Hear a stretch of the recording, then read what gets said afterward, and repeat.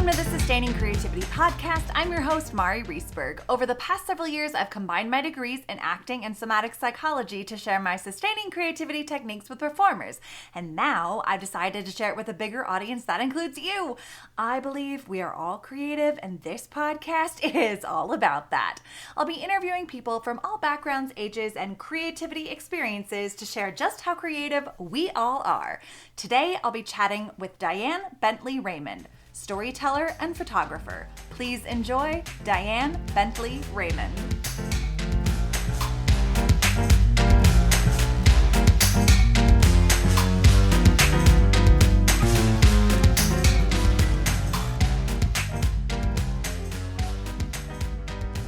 Welcome to the Sustaining Creativity Podcast. Today I'm chatting with Diane Bentley Raymond, storyteller and photographer. Welcome to the show.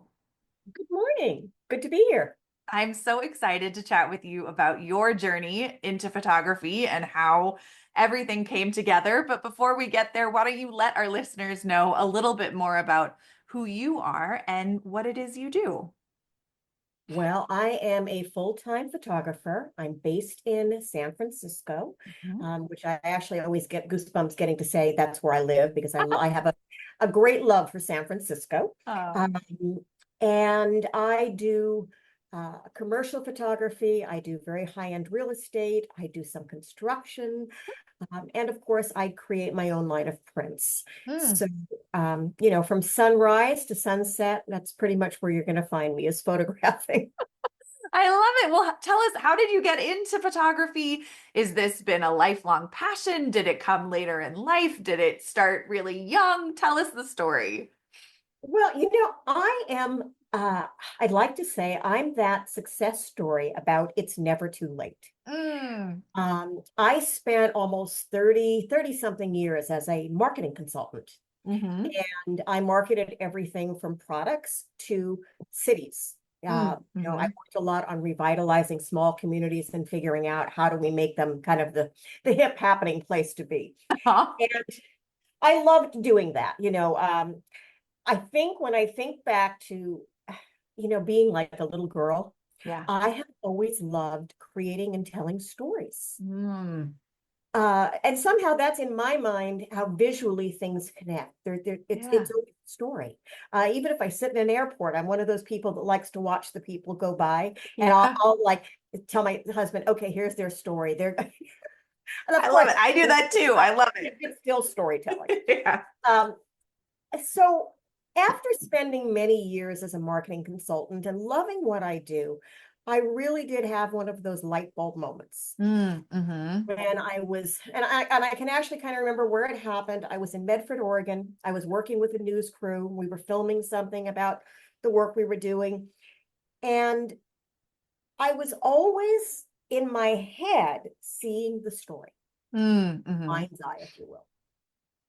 And I would inevitably, very politely, ask the news people, I like kind of sneak back behind the camera and say, do you think maybe we could shoot this looking down this street and let's get these three buildings in the picture? What I was doing was writing the story of how I needed to tell this. And I realized that I was just thoroughly fascinated with visually seeing how we should do that. And that was an aha moment when I went, oh my gosh, I don't want to be interviewed about this. I want to be creating it from behind the camera. And so for me, that was like it was a logical step. Like, okay, you want to be behind a camera. You like to tell stories. And I did a very bold thing. I wrapped up what I was working on.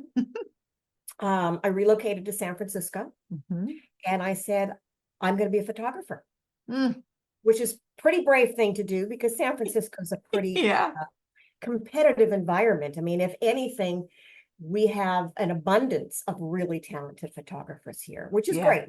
For me, that just means that's inspiration. Inspire me, other photographers. And so I decided that the best education is to do everything. And you often hear that even about companies, that sometimes if you start at the bottom and you've worked your way up, you actually understand everything. Right. And so that was my theory is, okay, if your dog sneezes and you want a photo, I'll take the picture, Mhm. No job was too big, no job was too small. I wanted to do everything. Mm. And, so in the course of a couple of years, Mhm. photographed animals, I photographed plants, I photographed people, I did engagements, I did weddings, I did, products, I did everything you could think of. And I Mhm. literally pretty much never said no. Mhm. And for me, that was my education. It was showing Mm. me, I had something tangible to look at.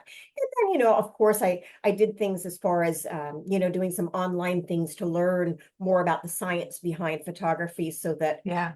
the practical piece and the, what am I trying to say? The intelligent piece, if you will. I could marry those two things together. So if somebody said, "Oh, shoot this at F at 11 and, shoot it wide open," I knew what that meant. Right. The Not nuts and bolts. I had done that by accident and Yeah. said, "Oh, wow, that looks really good." So it was a very in-depth um, education for me. And during that process, it was very easy for me to see that I loved architecture, Mm. loved travel. Yeah. I'm fascinated by when they build a skyscraper here. Like Mm. I could stand there and watch that all day because I'm just utterly fascinated. And so it was easy to kind of steer my business Mhm. away from all those other things I had done for experience and to learn, and to say, I want to focus in on architecture, real estate, construction, Mhm. and travel, because my husband and I do travel a lot, and it's hard to Yeah. go to places like, Grindelwald, Switzerland and see an Eiger and not say, oh, wow, that I need to capture. Exactly. Well, I love this journey and the story and how alive you appear to have found yourself through photography. I'm curious, when you think of creative and creativity, what does it mean to you to be creative? I think, and this is my humble opinion, I'm sure there's no wrong or right here, but whether it's photography, a painting, music, Mhm. anything that could be classified under art, Mhm. I, for me personally, it's always about something inside, something you feel. Mm. And I think, the paintings that I have fallen in love with in my life have been things that somehow reached inside me and made me feel something. And Mm. there was a connection. Mhm. When I look at my own photography or another's, there's got to be that, again, that emotion that somehow happens, this Mhm. connection that you feel with it. So to me, I think anything that can do that, a video, a movie, any of the arts, um, that's kind of my definition. And so when I'm shooting, without being probably conscious of it, that's actually what I'm doing. I'm trying to take something that I'm feeling, that Mhm. I'm seeing in my mind's eye, Yeah. and I want to be able to share that so that my hope is someone else is going to have a feeling and Mm. an emotion about that. Mhm. Absolutely. And have you always been like, has that always been, are you a very emotional feeling person, or is this something that really just comes alive in your photography experience? Probably more so in my photography than in real life. I'm not a crier. Okay, okay. I probably cried over a commercial if it was really good. But no, I'm not. I'm an emotional person, but I wouldn't ever categorize myself as a super emotional person. Hmm. I try to keep an even keel in life. Yeah. Um, but then again, I've always liked, if I go to an amusement park, I like the roller coaster. Mm. And so there's a A little thrill bit of seeker. in Yeah. my life, yes. And I think that's part of why, um, after I got into photography, I got into aerial photography. Oh, how do you do that? There's something about flying a drone and Mm. getting to capture the world from different perspectives and different angles that probably 95% of the population is never going to get to see that. They Hmm. have no way to get there. Right. When you're in a plane, that's a different story. It's moving, your client, so to be able to capture something that most people will never see, I get a sense of being privileged. Number one, that Mm-hmm. happens for me. Like, I'm witnessing this most amazing thing. Yeah. People don't get to see this. Yeah. And so again, that makes me want to share it. If you, Mm. I like to think most good things in life I like to share. Mm-hmm. Absolutely. Well, tell us a little bit about the book you have coming out, Above and Across San Francisco. And is this the first time you've stepped into this photography book experience, or what has it been like? It is the first time that I've had my work appear in a book. Mm-hmm. My work is actually sold all over the world, so I have seen it in publications. Yeah. When clients have bought the work and it was for specific projects. Mm-hmm. But this was very different. I'm a big fan of Trope Publishing. They put out, bar none, some of the most exquisite Yeah.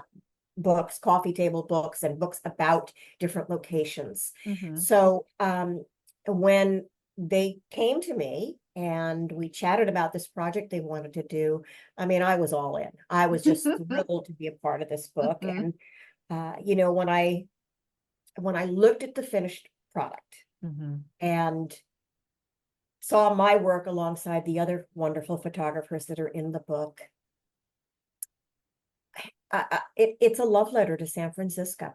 Mm. And being someone who is honored to call San Francisco my home, Yeah. that means the world to me. Mm. So, it was a fascinating opportunity to create some great new photos and some photos that I think help tell the story. Here we go Yeah. back to storytelling of San Francisco, and in Uh-huh. some really different ways again, because Mm. these photos are all above and across. So Right. whether it was from a tall building taking the shot or a drone, Mm-hmm. I would say that a lot of the shots aren't the standard shots you think of or see of San Mm. Francisco, which Oh. makes it that much more yummy. Yeah, getting a really different perspective of a city that many people would be able to recognize in a photograph. Right. Because there Yeah, are some standards. right. And and then to have my photo of Lombard Street be the cover of the book was Mm, just wow, icing on the cake. That was mm. pretty fabulous. And Yeah. they're just great people to work with. Ah, that's so wonderful. I love all of their books that I've had the privilege to interview their authors and photographers. And I'm curious, being that you're in this new book and just the experience of taking pictures and creativity and challenges that you may have faced in this process. What are or were some of the challenges that you experienced, and how did your own creativity help you navigate them? Well, in my everyday work, there are challenges, especially when I do construction work, like on a new build on a Mm. skyscraper. Yeah. Most people don't realize that when they're looking at the beautiful brochure showing you the, fabulous new condo, that those photos were likely taken by someone like myself who goes up in a hard hat to the very roof of the building. The building is not built. Yeah. There are cranes moving and people working, and none of that stops. It's way too expensive to shut it down for a Right. photo. And then we are shooting very specific altitude and degrees to capture, like, let's say it's condo number F is going to Mhm. have this viewpoint. So we are really giving you that viewpoint that you're going to see out that window. That's why it Yeah. has to go so specific. But it is, I would say, one of the things that makes me sprout gray hairs because there's a lot of danger involved. Sure. Sure. Yeah. So Yeah. I think there's a little bit of a adrenaline junkie in me that does, I don't especially like heights, but there's also something that's incredibly challenging about Right. doing that. Yeah. Um, and plus there's great physical, a lot of buildings don't have elevators that go to the roof. In fact, most don't. So they stop somewhere and then there's another, sometimes 10 flights of stairs to get up there. So, Yeah. it's interesting work to say the least. Yeah. It sounds like it's never dull. And I absolutely hear the adrenaline seeker junkie piece that you're speaking of with the roller coasters and these other pieces in your life. Has that always been true for you, or is this something you've discovered later on? I think it actually has always been true of me. Hmm. I probably just didn't get to express it in a more professional, safe way. Okay. And but like I said earlier, when I think about it, if you go to an amusement park, I don't want the teacups, I want the roller coaster. So it does keep it, and then the other part to that for me is it's always just a little bit of fun here. We all sometimes stereotype. Sure. And for me, this is, I always say, my second chapter. This is Mhm. the second part since I've had a very rich, full career doing something else. Yeah. Now I'm doing my passion. And so to have an older woman Hmm. in a hard hat showing up to be the drone pilot is never what they expect if they've not worked with me before. Right. And I've had a couple of times where, I show up and say, okay, but, and ask a few questions. And then they look at me and say, well, where's the drone pilot? And, I said, well, that would be me. And just watch them like not quite know what to do. And I always say, don't worry about it. I realize that we do stereotype, and you're thinking I'm going to be 30 and male probably. And that's Right. not it. I'm over 50 and female. So But I love that. I this is the first time we've met, but you strike me as someone who enjoys not being the stereotype in a situation. no. And the second part to that question that you asked is when we were doing the photos that were chosen for the book. Hmm. Um, Sometimes getting those shots where a street is empty or the Yeah. lighting is just right can be harder than people think. Yeah. So most mornings you can find me at about 5 a.m. somewhere in San Francisco chasing light around. Yeah. For people who aren't necessarily familiar with the world of photography, what does that mean, chasing the light around? That means, photography, so much of it is about the lighting. Yeah. Is it blue hour, which makes the photo very dramatic? Is it sunrise? Is it sunset? And they all have, again, I think, different emotions. Hmm. And my very favorite time to shoot photos is sunrise. Much more, Okay. for some reason, I love that more than sunset. Yeah. It's the world is still. It hasn't woken up yet. There are usually very few people out, as Right. we say, sensible people aren't up at that time. And to be in the middle of a city that is bustling, Mm. or even when I travel in other cities, and again, I feel privileged. I'm getting to see the world in a moment that's different.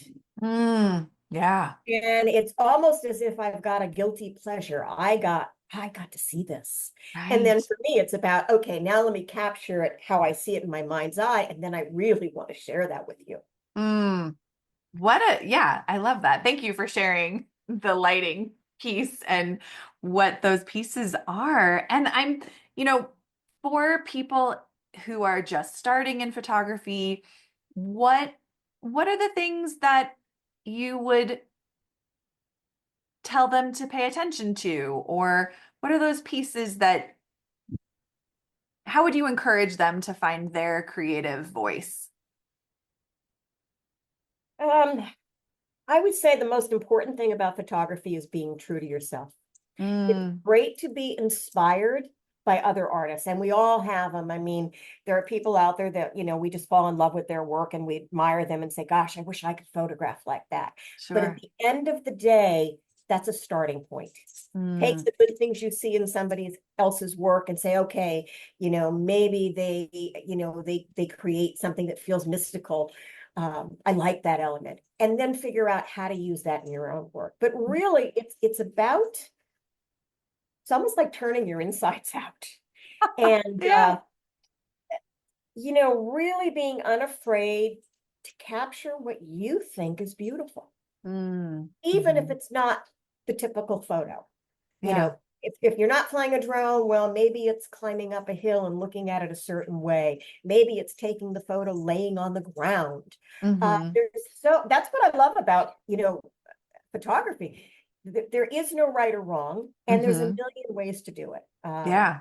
I think my favorite quote that I use over and over again is I love seeing the world from different angles. Mm. And it's endless. I can photograph, to give you an example of what I'm saying, Coit Tower is Mm-hmm. probably one of our most recognizable landmarks here. Yeah. And I would say the majority of photos that you see are taken from behind Coit Tower with Mm-hmm. the city skyline. Yeah. And you see Salesforce Tower and the Transamerica building, and it's a beautiful shot. I've taken it hundreds of Mm-hmm. times. But what's more fun for me is to say, okay, let's go around that and see, where does the dirt come out? Where does that hillside actually really show and is Mm. pronounced? And there's a shot that I have that I've sold a lot of prints of, which is White Tower, but it's from the opposite side with the Golden Gate Bridge spanning behind it. Now, most people don't think of that being there. Yeah.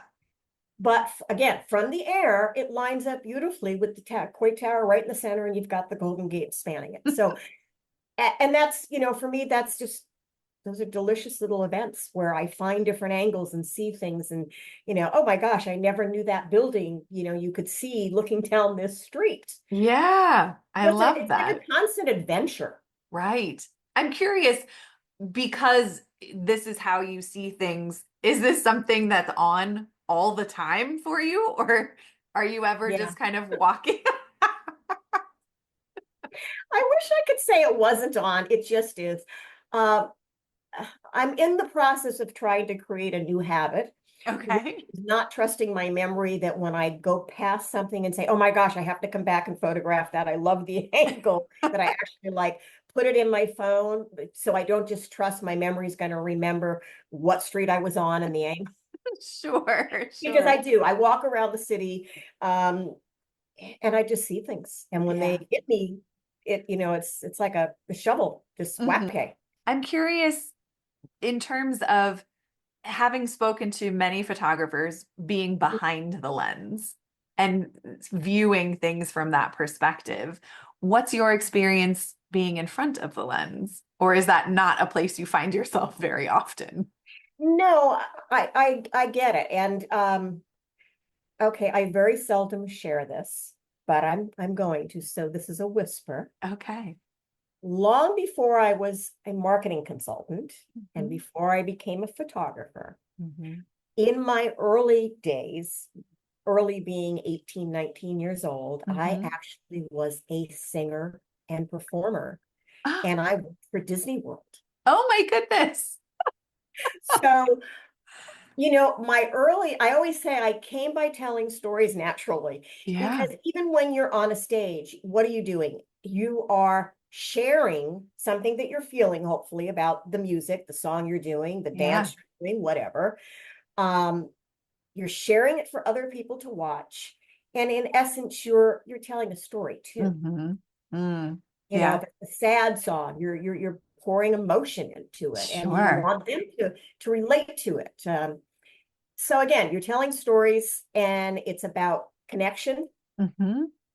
and it's another art. And so I Yeah. did that actually for a number of years. And Hmm. it was, I think becoming a marketing consultant was somewhat born out of, I know how to tell stories. I've been doing this my whole life. And Yeah.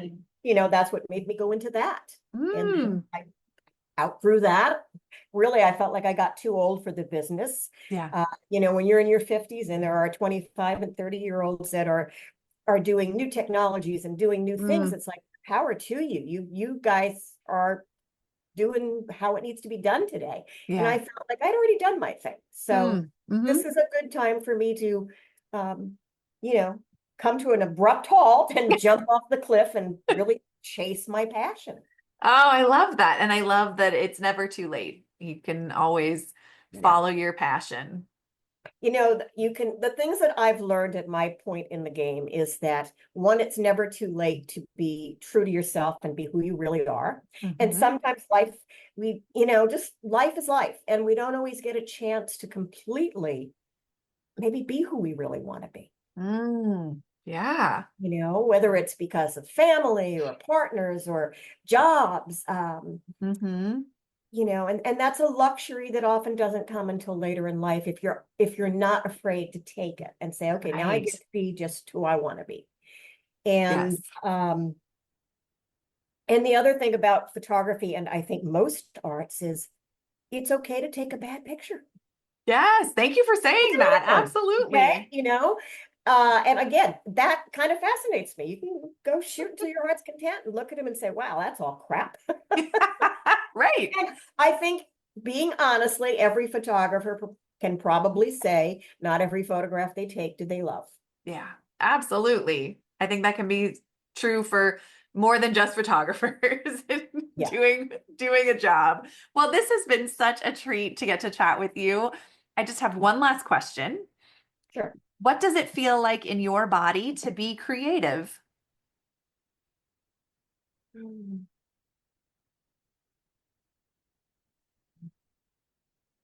It feels like a sunburst. Hmm. If you've ever looked at the sun, either at sunrise or sunset, or seen when it catches on the corner of a building or a tree, and you see that sunburst and Yeah. light shooting in a million different directions, uh, for me, that's what it feels like. Oh, I love it. Thank you Yeah. for sharing that and all of your stories and bits and pieces. It has been a true treat to get to chat with you. If people want Thank to you so learn much. more about your work and the book that you're in, how could they go about doing that? So you can find me on Instagram under Diane Bentley Raymond. Okay. And it's a great place to connect and see other people's work. And again, we have great photographers on there, so I'm always inspired. And Mhm. you can also find me at DianeBentleyRaymond.com, which is my official business website. Perfect. And on my Instagram account, it'll also indicate, how you can purchase prints from me too.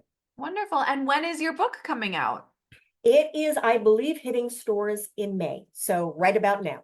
Perfect. Wonderful. Well, thank you so much for taking the time to chat with me. I have thoroughly enjoyed our conversation. Oh, thanks so much for chatting with me and letting me to share this journey, which is, for me, I'm full of gratitude. There's nothing better in life than getting to do what you love. That is so true.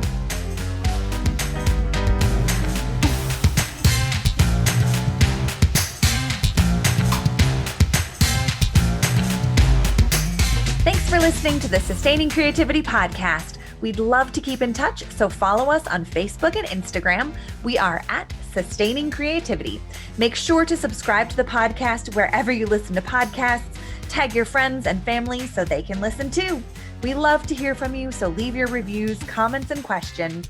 Check out our website, sustainingcreativity.com, for upcoming offerings and creativity coaching. Tune in Tuesdays for our next episode. And remember, with creativity, anything's possible.